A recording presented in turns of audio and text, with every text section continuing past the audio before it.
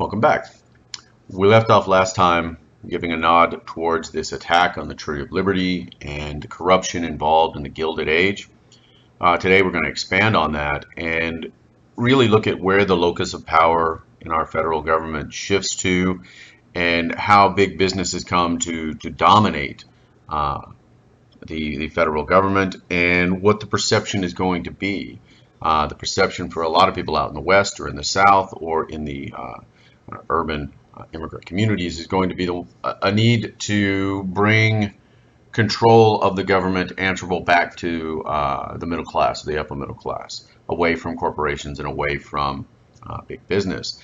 That's going to foreshadow the progressive era, but for right now, we are simply looking at the period from the 60s to the early 1900s. And when you look at that, you have to look at the presidents who were involved in all of this. Now, we look at these portraits, and these are the men from 1864, 1865 forward that served as the President of the United States. Now, during the Gilded Age, I'd ask you to run through your mind and say, can you really recognize any of these gentlemen? Can they step out into your mind? Can they capture your imagination to the point that you see their portrait and you know immediately who they are? And my guess is that you might know Ulysses S. Grant there. And if you look, Andrew Johnson here, Ulysses S. Grant here. But anybody else beneath that, what's the likelihood of us knowing them immediately off of their portrait? And this serves a couple of different purposes. This serves as a great nadir of the office of the presidency and a low point for the individual office and its powers, because these men weren't popular figures. They weren't able to get the rank and file of the American people behind them and inspire them, like we will see at the beginning of the 1900s. And these are some of the biggest names that we can think of in the presidency of the early 20th century. They capture imagination, they capture media attention, they have wide support amongst the populace, and therefore can make the most out of the office of the presidency. And that's the important part about all of this. The Constitution gives very little guidance on what a president can and can't do at its outset. You know, they're writing the Constitution for George Washington, and they assume that all of the powers, the blanket, almost diffuse powers that they're granting this office, this executive office, are going to be wielded by him and wielded virtuously. Well, as we get further on, particularly into the 20th century, we're going to start to see some taking away of those powers as corruption continues to jade our ideas about the virtuous nature of our presidents. But we look further down, and the 76 election gives us Rutherford B. Hayes. And Hayes is going to serve as part of that compromise of 1877 and be very divisive. James Garfield is going to serve a year before he's assassinated, and we'll talk about the implications of that assassination, of what it has to do for our fear of foreign-born radical immigrants. But he's followed on by his Vice President Chester A. Arthur, and then Grover Cleveland down here to the left will serve 2 terms in between Benjamin Harrison. Okay. Now, Benjamin Harrison is the great-grandson of William Henry Harrison of Tippecanoe and Tyler, too, our 9th president of the United States. And then last but certainly not least is William McKinley. And McKinley will be elected to 2 terms. He'll only serve the full extent of 1. And we'll talk about the implications of his death and by assassination and who that brings to the office of the presidency. The great power and at times weakness of the executive office during this time is that there's very few restrictions on what a president can't do. If you have public support and you have the ability to speak effectively and inspire, the powers are relatively unbounded. And we look at presidents like Washington, like Jefferson, like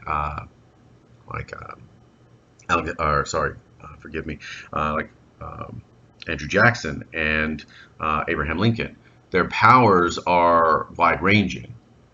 But these guys aren't going to enjoy that because of scandal, because of corruption, and because of their lack of popular appeal. And Johnson in particular, and the corruption in Grant's administration does a great deal to really weaken the prestige and the power of the presidency. Johnson was just viewed across America as the most hated man out there, and his over-the-top racism was an embarrassment to the office, and his obstruction of Reconstruction again brought a great deal of division and discord to the country. Within Grant, there seems to be a favoring of friends over political insiders, because the great tragedy of Grant's administration is that he's not a politician. He is a war hero. America does, of course, love a war hero, but you do need to trust some of the basic political insiders in and around Washington. And he favored his friends over politicians and over what could have been the beginnings of a professionalized civil service. Now, Grant himself was never going to fully profit from his the corruption within his administration, and it's regarded at times as one of the most, if not the most corrupt administration out there. There was attempts to corner the gold market by some of his friends through governmental policies on gold, and of course the Navy ring was implicit in overcharging the U.S. Navy for the building of new ships, and contractors pocketing a great deal of money. Crédit Mobilier is a holding company that was getting government kickbacks for the building of the railroads in the West, and senators and a whole lot of other governmental officials had stock in Crédit Mobilier, and the granting of contracts to build railroads and large governmental subsidies by senators to companies through which they had stock in. A massive conflict of interest, and of course some of the worst corruption out there. The one thing that we can really fault Grant for is that when all of this was brought to light, he pardoned his friends. He didn't put them in jail. He did not act decisively. And again, it's hard to fault the man for showing political favoritism to his friends when he really is an Army officer. He is not a grand politician or a leader of a party. And so if we want to fault him, it's that once the guilt was firmly established, he doesn't move quickly to remove, to punish, to jail. He certainly will show favoritism to his friends, and the fact that he never profits from any of this. He oversees the most corrupt administration in American history, and yet he dies broke.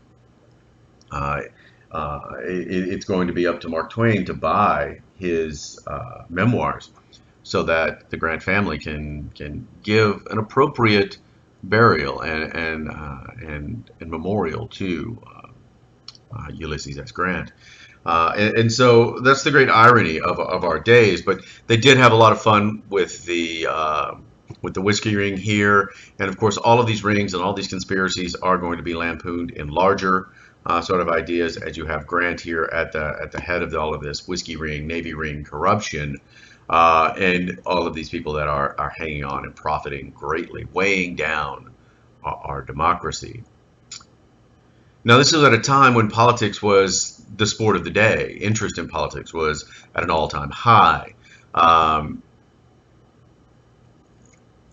Much like today, you create these cults of personality. You create these personas, and citizens really only talk about a few things in day-to-day life. And forgive me, men at this time are the ones who are your voting populace, so I will address that. But men, when they go to the bar, they only talk about a few things. You can talk about sports, but baseball is in its infancy.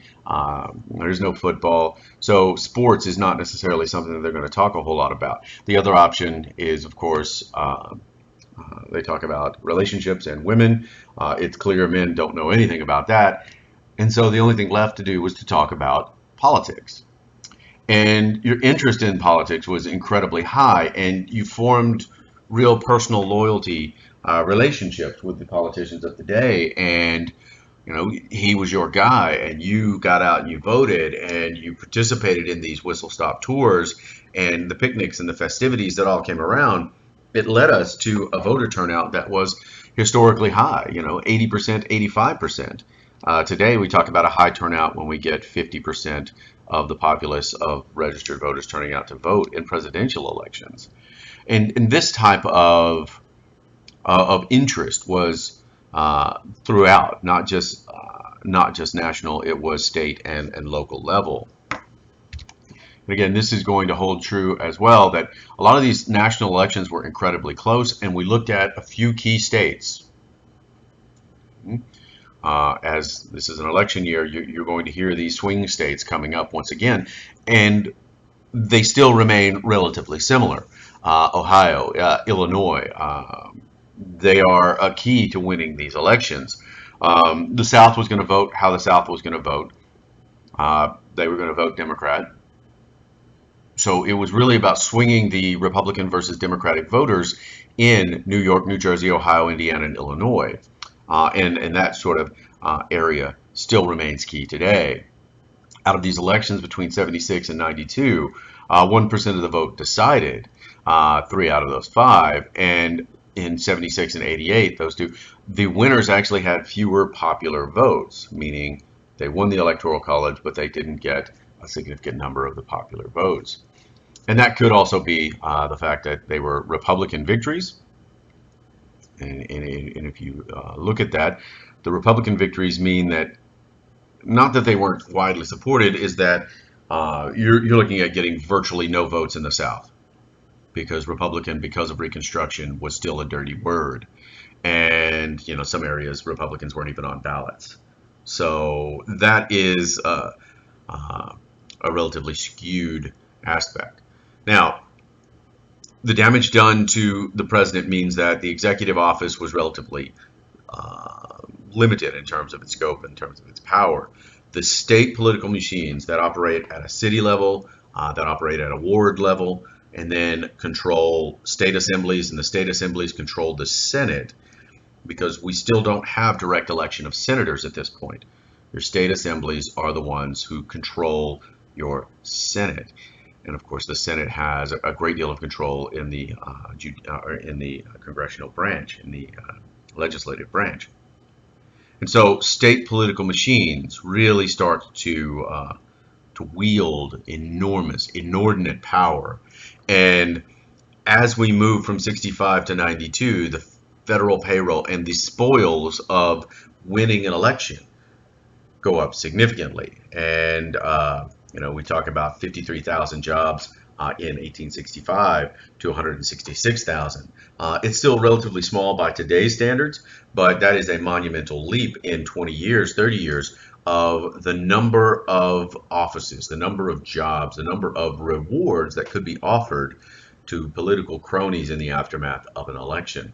So the competition is that to the victor go the spoils, and that type of risk and reward, that type of largesse coming out from a federal government is going to skew the way in which politics is run, and it's also going to lead to a radicalism, almost a violent reaction, as Garfield and McKinley will find out. Okay?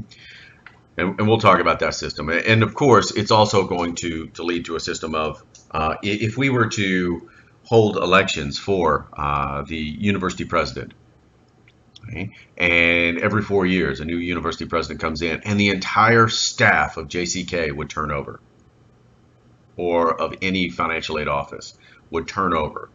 People would get those jobs as a political reward. Would they know how to run the system? Would they know how to, on a day-to-day basis, be able to pick up from day one and run it? Or would they be learning on the job? Would the operations of government start to, or the administration start to falter?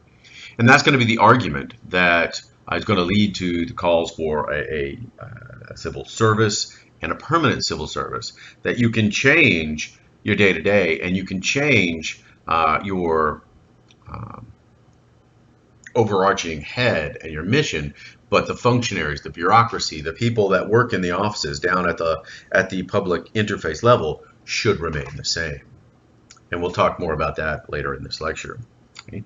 But for now, the political machines are in full swing.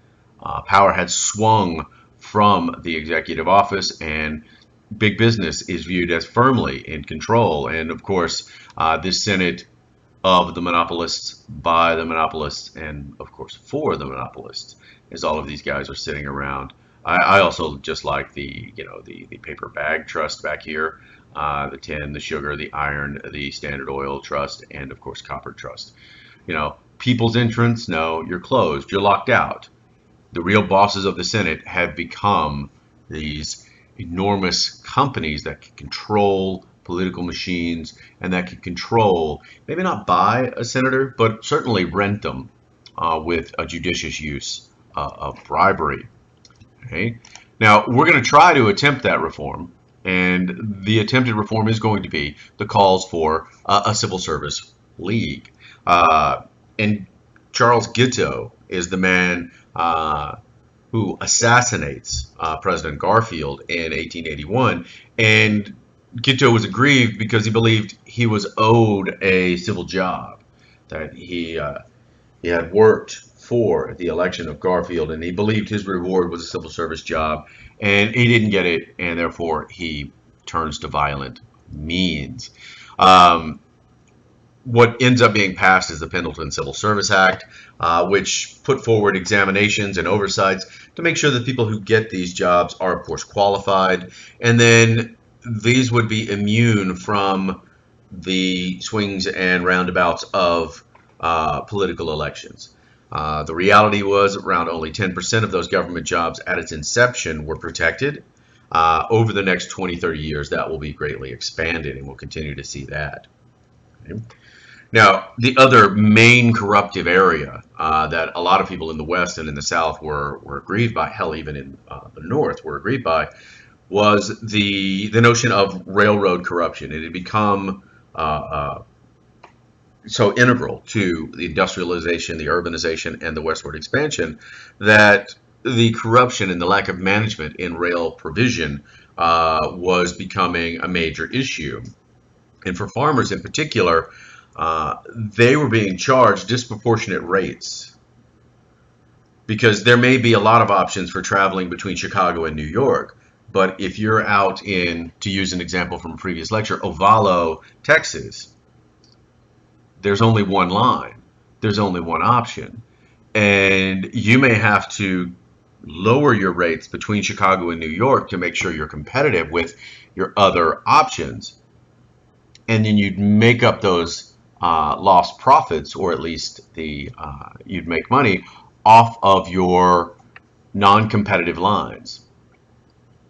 So in other words, you're out in rural communities, out in the Midwest, out in Kansas and out in Nebraska and out in Texas, and there is no other option. You are tied to one rate, one monopolist. If you don't want to get your crop to market, well, sorry, if you do want to get your crop to market, you use this person or you don't get your crop to market. At that point, you start to see calls for reform. Okay. 1887, they tried to put in place the Interstate Commerce Act. Okay. Now, this creates your ICC, your Interstate Commerce Commission, and they had the power to inspect, and they had the power to use cease and desist orders to compel compliance, to make rail travel proportionate, fair, and to end some of these extortionate policies, particularly for farmers out in the Midwest. Unfortunately, when you appeal this, and when companies would appeal these mandates and this law to the Supreme Court, you have to remember the Supreme Court justices are very wealthy men, lawyers in often case, and stockholders in a lot of these companies that the ICC is trying to legislate against. And so a lot of their power, a lot of their ability to stop these very corrupt business practices, or at least unfair business practices, are going to be quickly undermined by, again, bribery and self-interest of governmental officials who don't want to see their profits limited. Okay, now let's talk a little bit about that agrarian unrest and the origins of and the rise of populism, these mass movements of people out on the frontiers, whether it's in the South, the West, or anywhere else.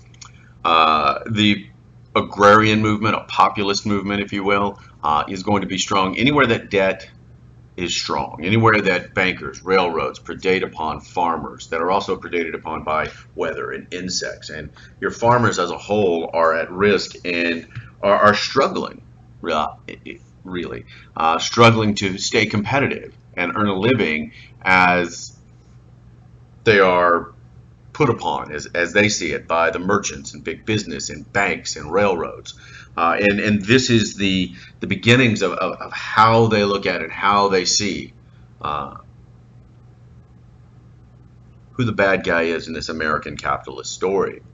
Now, for the South, the profitability of farming becomes difficult because of the lack of mechanization and technology able to be put to Southern agriculture. Cotton still remains king, and the technology involved. You have the cotton gin, which is allowing you to gin out and to separate the fibers from the husk, but it is still very labor intensive. It is still resistant to technology, as is tobacco. A lot of the farmers fall into the main trap of sharecropping. And again, this is one of the failures of Reconstruction. That so many of your freedmen now, your African American farmers, they're left without education. They're left without any other skill other than farming, but they simply have no resources. So if you don't own the land, you have to then look to lease land. Well, you're now playing back into the hands of your former slave masters who own all of the land. Now, the sharecropping system really is going to start to entangle everyone that doesn't own the land. And it really starts to gather both white and black tenant farmers. Because if you're poor, well, you don't own the land, so you got to rent. And if you're just starting out, well, you don't have farm equipment, so you got to buy that. Even if it's just horses, plows, you don't have anywhere to live. Okay, you got to rent a house. At that point, do you have a savings built up to where that you can afford to live all year until your crop comes in? No. Well, what happens is you run into a crop lien system.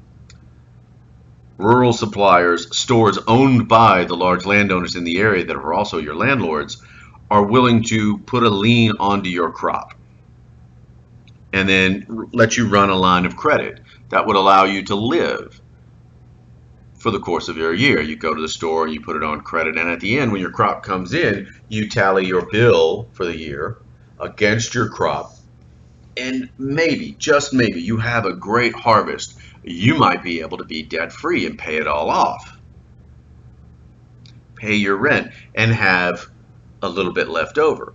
Well, you put crops back into the ground and you have to live for another 6 to 7 months until that crop comes back. You eat through your savings in the first month and you quickly get tied into that debt system once again, living on credit. It is incredibly difficult in a year-to-year good harvest. Some people could actually get out of that cycle and become a very successful sharecropper and buy your way into a certain amount of stability. But unfortunately, if you've ever watched the weather cycle here in Texas, trying to get 5 to 6 years of good harvest consistently, where there's not a flood, where there's not a drought, where there's not a tornado or just a catastrophic event, is incredibly difficult. And so this becomes a trap that ensnares white and black farmers in a cycle of debt to which there is no escape. And of course, you can give up the land, you can give up your lien, you still hold the debt. You can try to run away, but those debts are always there. That cycle is always there of poverty. And we'll talk about the poverty and then, of course, the disenfranchisement that comes with this system. And so the South is also struggling to find a way out of the market economy, or the rural agrarian economy, into a market economy. They are trying to involve themselves in more commercial agriculture and less perishable food production. But that is always economically problematic and takes time. In their mind, who are the bad guys? Big business, railroads, banks. And I don't know if any of you guys grew up in a rural setting like I did. My grandfather, and hell, my dad, up until a certain point, would never buy anything on credit in the early 80s. If he didn't have cash to pay for it, he didn't buy it. You continued to save. That notion of becoming at the mercy of a bank or at the mercy of someone else was ingrained into farmers, and the full embracing of a credit system doesn't necessarily happen for a lot of people until we get further and further on, and a lot of times it's just out of necessity. Okay? Now we're going to move forward with our unrest. We go out into the plains, and what do we wind up with? They're faring a little bit better, and mechanization is thriving, and you're getting more production per acre with fewer laborers. But that means your prices go down. The market forces involved in agriculture are disastrous and ruinous at times. And this is why so often we still have farmers today calling for subsidies and government protections to prevent foreign wheat, to prevent foreign products and agriculture from coming into our country, to protect our farmers. Now, to a run-of-the-mill farmer, as prices continue to fall, what do you think a farmer's response is? You know, you still have your storage fees for your grain. You still have your transport fees and the harvest costs. All of those remain the same, but your yield per bushel continues to go down. What is the automatic response? I'm getting less money. Well, I just need to produce more, correct? I'll get more land. I'll get more machinery. I'll produce more. Now, if you're taking any economics classes out there, what does that drive to push more due to the prices? That's right, it continues to push them down. And so the farmer's innate response is to produce more. And this, of course, leads to dropping prices. This, of course, leads to further and further economic problems for farmers. The 73 depression or the 93 panic won't be the devastating blow to farmers like the Great Depression will be in the 1920s and 30s. But that's the kind of cycle that is continuing and will continue. Now, for farmers, the solution is to organize, is to try to find a way around these problems. And we're going to see some of these groups start to pop up early in the 1870s. And the first to pop up we're going to be called the Granges, a local Grange. And these are going to have a lot of different branches, a lot of members by 1875. And the initial function was to gather together of your local rural population for social functions, for dances, for markets, for just to combat the loneliness of frontier isolation. Quickly, you put 5 farmers in a room, what do they talk about? They talk about the weather, they talk about politics, they talk about the government. And it always turned to politics, and then using those numbers, million people involved in these organizations, that's a significant block of voters. Surely they have to listen to you, right?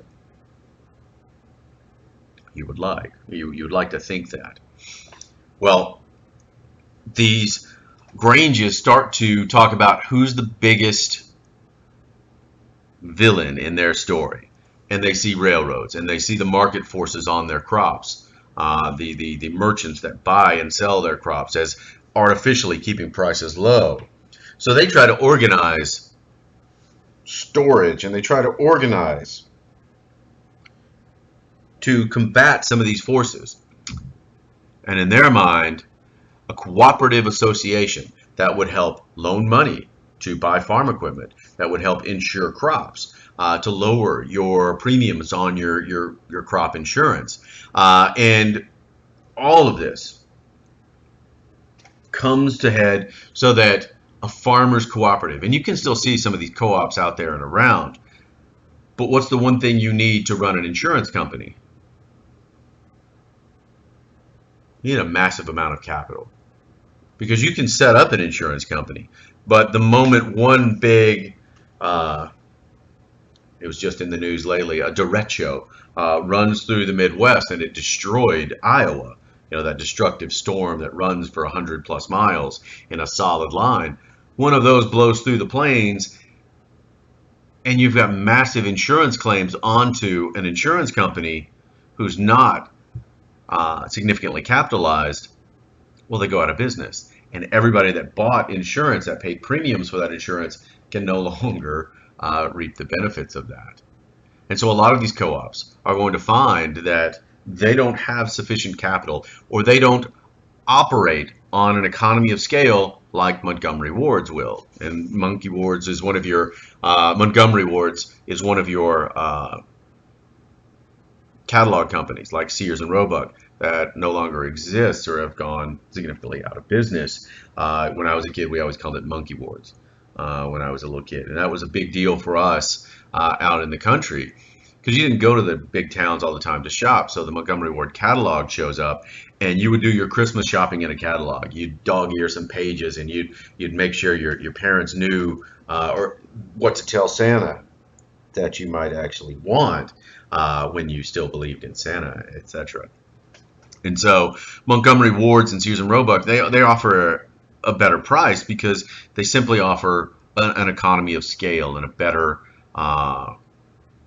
ability to buy large numbers and provide at a cheaper price. Now for the Granges, they're going to have some success in, as you can imagine, western states, southern states. They will unfortunately fade back to their social origins as they try to pass Granger laws to regulate transport, to regulate storage. Everybody's harvesting their grain at one time. If you can hold it back to the winter, and you can hold it back when supplies are relatively low, well, that requires silos. That requires good storage away from humidity and away from vermin. That costs a significant amount of money, and a lot of times the cost of storage would erode any profit that you would have for holding your crop back for a non-market time. So what they want is they want the government to regulate transport. They want them to regulate railroads, and they want them to regulate the cost of silage and the cost of storage. A lot of times the Supreme Court are going to undermine those Granger laws and deem that the states are acting in an unconstitutional way because they're trying to regulate interstate commerce that is outside their jurisdiction. So once again, big business firmly seems to have Congress, has the Supreme Court in their hands, and the one major success that the Granger movement is going to have is that they raise these issues on a national level, outside of Kansas, outside of Nebraska, outside of rural areas. These become to take, national stage. Okay, the next phase of organization and populism is going to emerge just about an hour's drive northwest of Austin, Texas here, Lampasas in 1876. Now, the Southern Alliance is part of a Southern and a Midwestern alliance that's going to bring together the whole of the agrarian community, or at least try to. And of course, they're rallying against and in protest of crop liens, railroads, banks, Eastern money, everything that they perceived as keeping them down. Now, the alliance, such as it is going to have traveling lectures in terms of experts trying to rally citizens, but also educate and build up memberships. And the Southern Alliance has over 2 million members, mirrored by a 1 million person-led Colored Farmers Alliance. And of course, there is a Midwestern Farmers Alliance on the plains that has 2 million as well. You'd think 5 million people across the South, all lobbying for similar concerns, would have a significant voice, would have a substantial presence out there on the electoral trail. What they're looking for is government subsidization of storage, low interest loans for farmers, making the argument that you're already doing this for the industries. Why not do it for your own farmers? Now, the fundamental problem is that can the South and the Midwest see past their differences? And of course, can Southern farmers see past the racial divide? Neither of those are going to be particularly effective in seeing past their own internal divisions. Midwest and the South can't agree on tariffs, what levels they want on the South, what levels they want on the Midwest, what tariffs they want to get rid of, what tariffs they want to continue to protect. It is problematic. Yes, you're all farmers, but the overall benefits and the specific targeted areas that you're lobbying for or against don't always jibe up.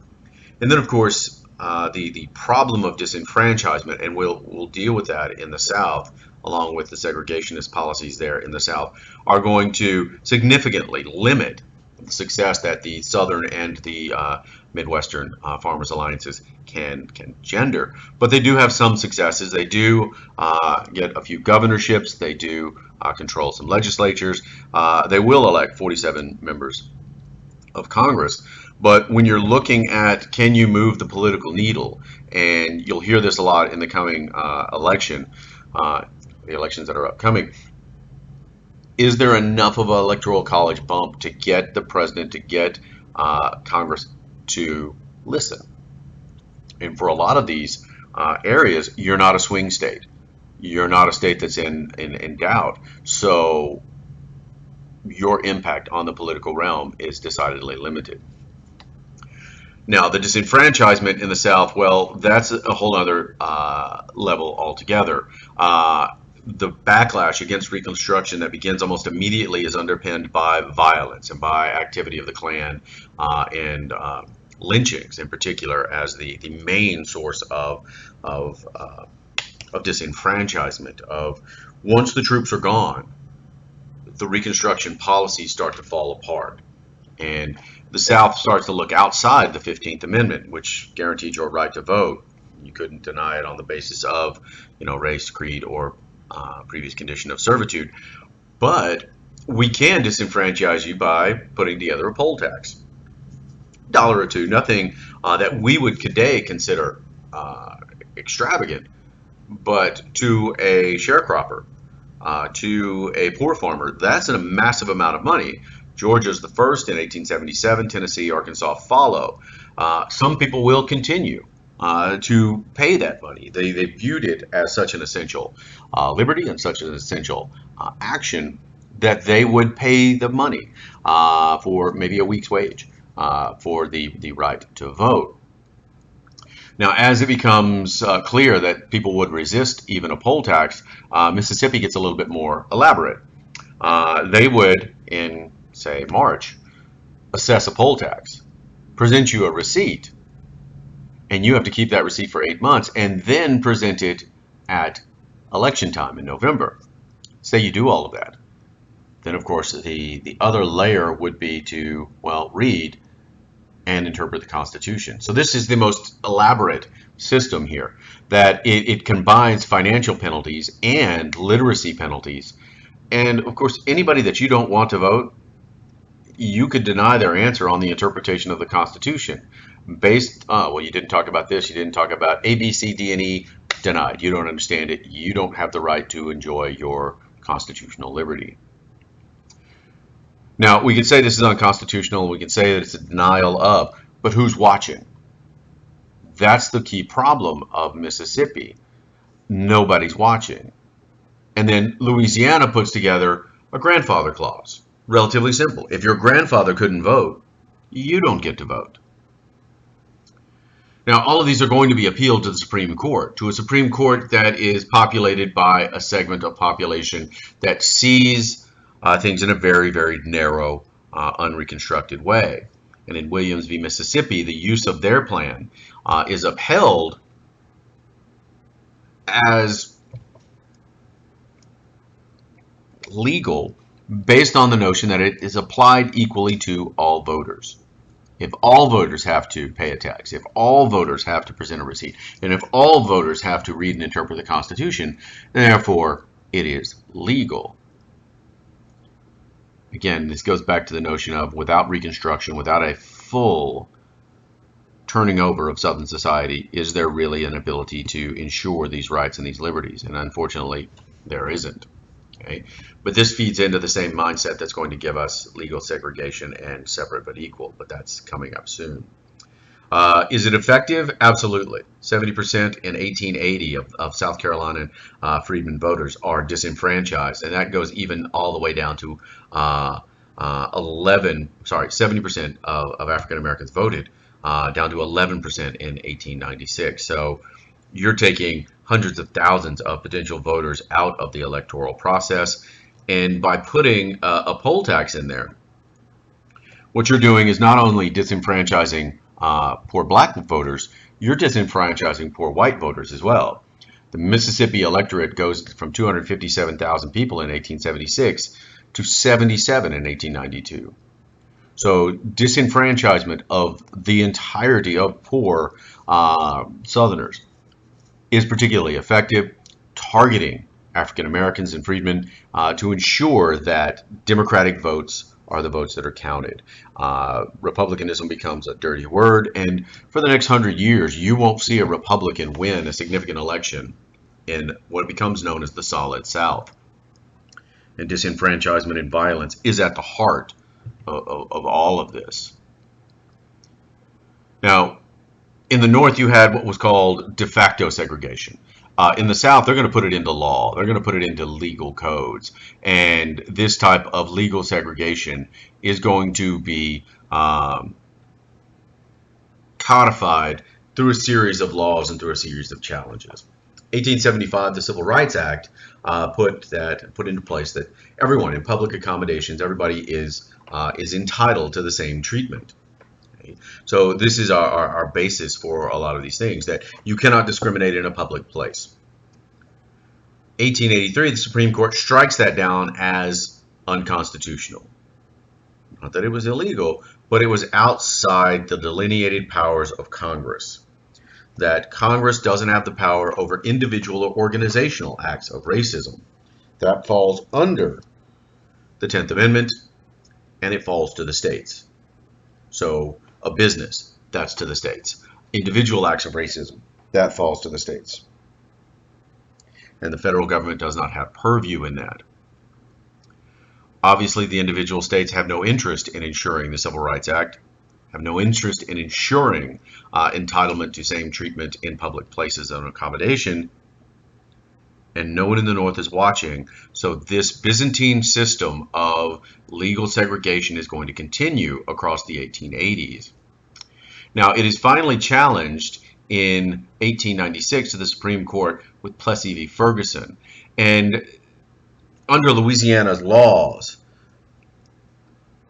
if you were 1/16th African American, you were classed as African American, you were classed as black, and therefore subject to legal segregation. And so Plessy is the challenger of this law, and here's his image here. He had a great-grandfather who was African American, and therefore still classed, looked virtually white to all outwardly appearances, but he was known to the local authorities in Louisiana.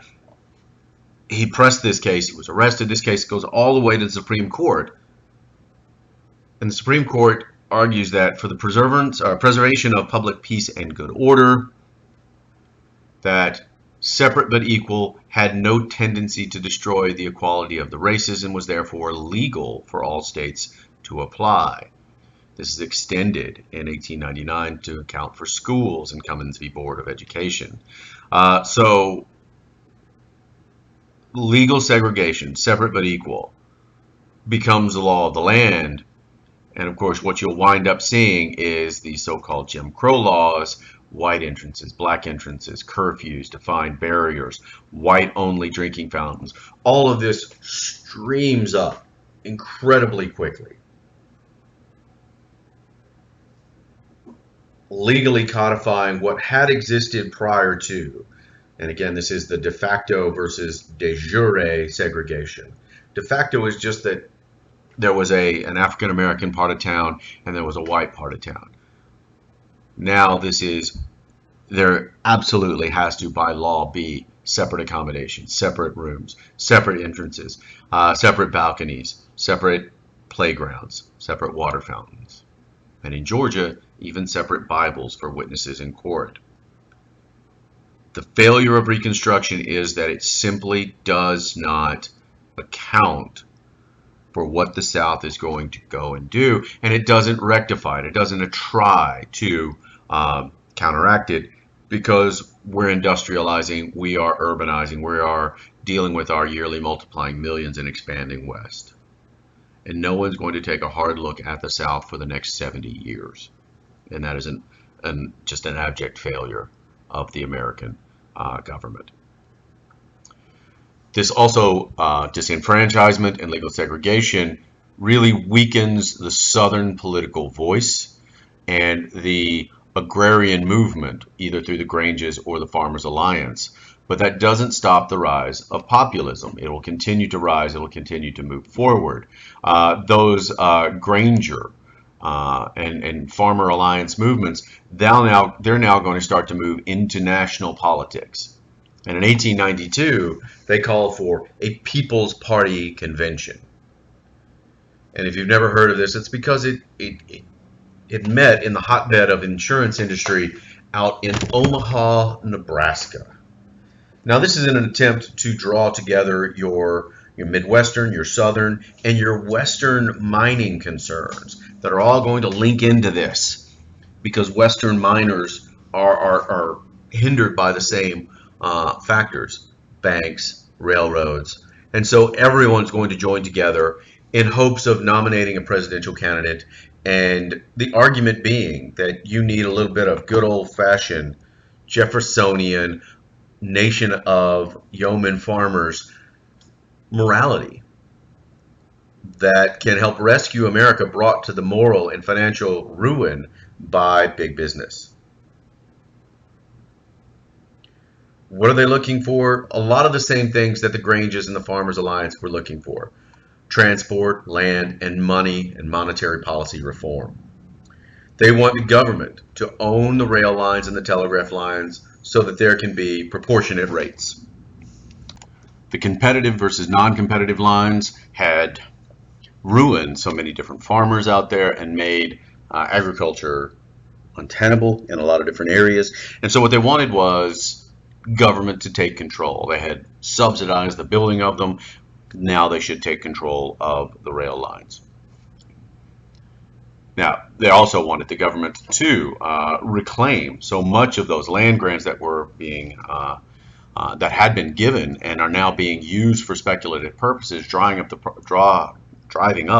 the price of land out on the frontier and making it more difficult for farmers to, in their minds, acquire the lands that are necessary for them to produce enough to make a profit. So take it away from the speculative, take them away from the big corporations, and give them back to farmers out there. Now, the other thing that becomes a primary plank of this party, in part because of the the mining interests out in the West, and also the farming interests in terms of creating an inflationary, abundant currency, is that they wanted to expand the currency to include silver, and a free coinage of silver, meaning an increase in the monetary supply. So what does the increase of the monetary supply do? If I put more money in circulation, what does that do? And if you've taken any economics classes, it'll tell you that it creates an inflationary economy, and it lowers the buying value of that money, the overall purchasing power of that money. Now, who would be interested in that? Well, miners would, because they want the government to buy their silver that they're mining from the Comstock lode and everything else out to the west. farmers who are heavily in debt, you would like to see an inflationary economy because I borrowed dollars that have a buying value of X, and I'm paying them back with dollars that have a buying value lower. And so they're seeing it as a debt relief sort of idea and notion. Now, they also want a graduated income tax. They want direct election of senators. These elements are actually going to come true. This is part of the appeal of populism as it goes forward, that you raise these events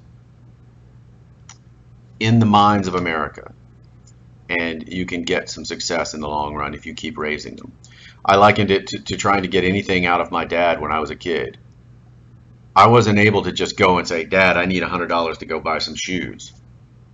I had to broach the subject and have him say no. I had to then bring it back up. I had to let him think it was his idea to do something. I had to let the population at large, or at least my dad, mull this over, get comfortable with it, then he could go. Now, my dad was never comfortable in spending $100 for shoes. That's today.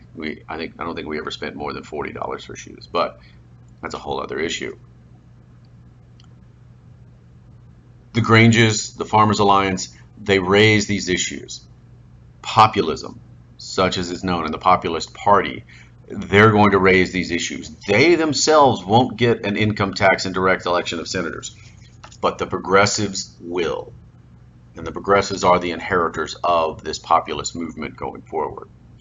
Now, the presidential candidate is going to be James B. Weaver. He got 8% of the popular vote. He got a majority in 4 states, and if you can see which states those are, Kansas, Colorado, Nevada, and Idaho. So mining, farming, you get some electoral college votes from the Dakotas and in Oregon. For the most part, you see the solid South of blue here, voting for the Democrat Grover Cleveland in his second term. And of course, Benjamin Harrison, unsuccessful bid for re-election in 1892. The third parties, when they pop up, America seems to dislike having a third party because it takes votes away. And in earlier elections, when you think 1840, 1844, we see the third party and the abolitionist parties rise up and take elections and skew elections in an unfavorable way because they take away votes that would go from one party to another. Just like if today in the current election, if all the supporters of Bernie Sanders vote independent or they write in, you'll take all of those votes away from Joe Biden in the coming election. So America has a history of trying to address and trying to remove a third party from the political spectrum. It's all complicated as we move into the election of 1896 by the economic panic of 1893. Okay? And this was an absolute recipe for disaster that's going to be replayed in American history. The railroads overexpand, so some fail. You build a lot of infrastructure, but some are just simply not economically viable. Okay? Some industries that are fully industrializing, they are overproducing, and there is a lack of consumption. So we'll keep talking about this, the 1873, the 1893 economic downturns. Overproduction and underconsumption are key components in every one of these. And we'll continue to talk about that.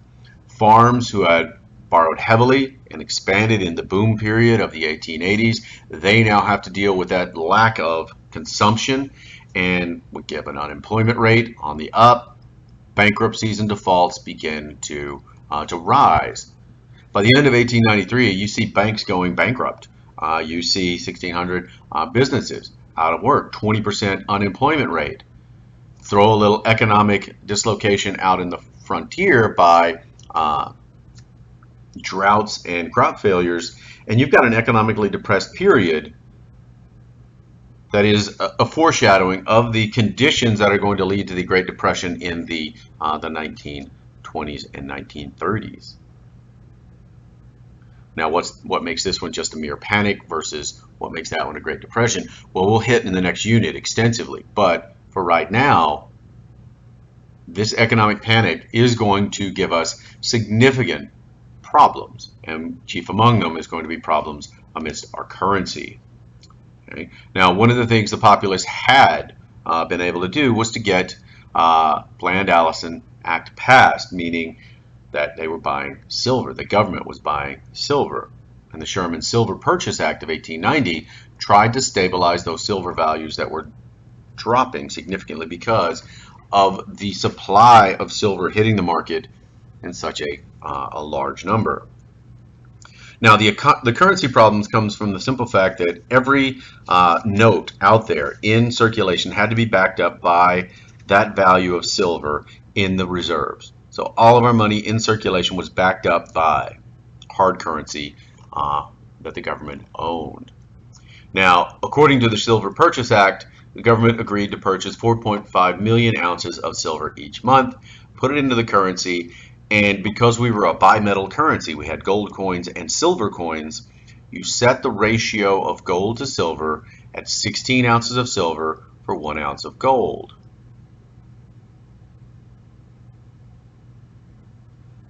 Treasury notes could be redeemable for either gold or silver.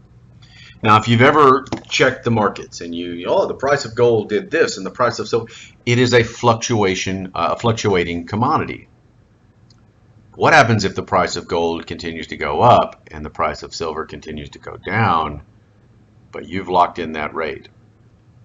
Could you get a treasury note with silver and then redeem it for gold and make yourself a tidy profit? Simple fact is, yes, you could. To the point that gold reserves in the American government go down below 100 million. This spooks the international markets, and governments that had previously placed funds in our banking system and had purchased treasury notes start to dump them on the open market. In 1893, the Silver Purchase Act is repealed, but the run on gold continues. And by late 1893, the reserves fall to $41 million in gold. It's at that point that here little Uncle Sam down here is rescued by, well, large, gigantic JP Morgan. He bails out the federal government with 3.5 million ounces of gold for $65 million in government bonds, which he promptly resells on the market, netting himself a $2 million profit. So JP Morgan was at that time probably the richest man in the world. He takes 3.5 million ounces out of his own private reserves and sells it to the government so they can continue to back up their currency. To many, the fact that he's able to make $2 million off of all of this for doing nothing, and his chief profit in all of this is that he had access to gold the government needed, was seen as a betrayal of farmers and a betrayal of everyone and selling out to big business. Whether it's betrayal or not, or anyone who is a commodity broker today or a capitalist would simply say, well, he had the right commodity at the right time and was able to net himself a tidy profit. Okay? It's just good business, if you will. For America, though, our consequences continue. Okay? The employee-employer gap is significantly widened. The haves and the have-nots reach their greatest extent in human history, although we might be at that position right now. There is fears of a Paris-type popular uprising. Are we going to see these socialist ideas, these anarchist ideas that are being imported? And you are going to have significant amounts of strikes, and riots, and violence. This leads to, of course, your xenophobic backlash, socialists being imported, and of course, the Garfield assassination in 1881 was a prime example of that. And labor riots, and it is indicative of an economy and of a country that has some significant problems and anxieties as we move forward. So this is what's going to trigger a lot of our xenophobic backlash and a lot of our quotas in terms of immigration and backlash against the so-called new immigrants. Now, this is also a stark realization for America that, if you're in Kansas, you have to pay attention to what New York City does. It is a true national economy. And pretty soon they're going to have to realize that it's not just a national, it is a worldwide economy at this point. And that as goes London, so goes New York, and as so goes Paris, so goes New York, and New York, Kansas, the Dakotas, everybody. You're tied into this national economy. You can no longer be regionally isolated. The farmers become acutely aware that they need to compete with Russian and Canadian wheat, Argentine cattle, cotton, Australian wool, all of it being imported as the world becomes a much, much smaller place. So all of this industrial recovery brings the United States out of this depression, or out of this panic of 1893, and it does set us on a stage for progressive reforms because we need to cure the ills of, or at least cure the causes that we perceive of this panic. But it will also push the U.S. to look for new markets to address this underconsumption problem. If I can produce more, faster, better, do I ever slow down my factory potential? Hell no. I find new people to buy it. And I keep producing more, and I keep producing more, and I keep producing more. That's going to put our feet out onto a national stage. We'll immediately start looking towards Latin America. We'll start looking to the Far East. We'll start looking all around. And that brings us to our earliest imperialist stages. Right? Now, the election of 1896 is a preview for all of this. And it's better known sometimes as the Silver Crusade, because this was the last gasp of populism. The populists wanted to translate their limited success to national victories, and they're going to have to choose a candidate. Do they stand alone? Do they nominate a third-party candidate? Or do they link with a major party, a Republican or a Democrat, to hope to get some success in some of their party platform ideas recognized? The Republicans nominate a very stern-looking here, William McKinley. Okay? And the Republican Party is becoming what we think of it today. Big business, gold standard, capitalism. Okay? You're going to see it take a progressive turn with the vice president that is going to assume the presidency in 1901. But right now, it is becoming the Republican Party that we think of today. The Democrats nominate William Jennings Bryan, one of the most brilliant orators of his time, and the most unlucky in presidential elections. He will run virtually for 20 years, but will never have a great deal of success on a national stage. The populists, they're going to believe that Bryan and Northern Democratic workers are being crushed by the same forces, so therefore they should all link together. He gives a very famous convention speech where he talks about how America shall not press down upon the brow of labor this crown of thorns. You shall not crucify mankind on a cross of gold. Hence, he's articulating the need for a bimetal currency and for an expansion of that currency, that populist party platform. Unfortunately, his oratory skills and his grand imagery that he can create, and he used a lot of biblical imagery in his speeches that spoke to a lot of the southern and rural and midwestern farmers. He's never able to translate that into national electoral success. McKinley easily wins the election. Right? Popular votes by 600,000, the Electoral College by a significant amount. And here we start to see the solid South. From Virginia to Texas, they're going to vote on a Democratic bloc for the next 50 years. And of course, you're getting the Midwestern populist areas, but not enough numbers to really draw the election. The Republican Party significantly strong in the North, in what we consider today the Rust Belt, but that's where the population is. That's where the Electoral College numbers are, and these are why your swing states are here.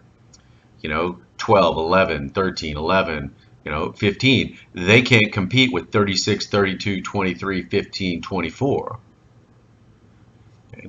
Now we see that shifted in today's modern elections. The most populous states are now California, Texas, Florida, Pennsylvania, New York, and Illinois. You win those states, you can virtually guarantee yourself an election.